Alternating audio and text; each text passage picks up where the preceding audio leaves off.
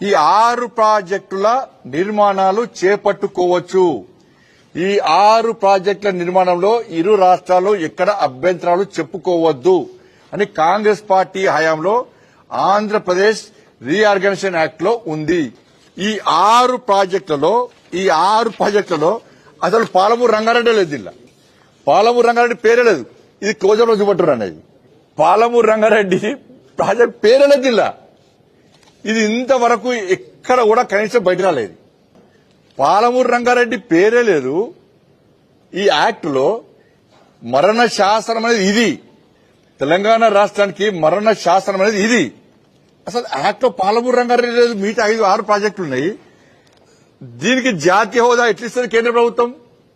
అనుమతులు ఏ విధంగా ఇస్తుంది? ఇవాళ పాలమూరు రంగారెడ్డి అని వీళ్ళు వాళ్ళు చెప్తున్నారు వీళ్ళు. మరి కేసీఆర్ అనే మూర్ఖుడు ఈ యాక్ట్ బాగా 80,000 పుస్తకాలు చదివినవు నువ్వు. ఇది చదివిన లేదా నువ్వు? కాంగ్రెస్ పార్టీ చేసిన తప్పిదాన్ని కేసీఆర్ అనే ముఖ్యమంత్రి పదవి ఉన్నప్పుడు ఎందుకు బయట పెట్టలేకపోయాడు? ఇది తెలిసి కూడా నువ్వు మళ్ళీ పాలమూరు రంగారెడ్డి నేను సాధిస్తాను.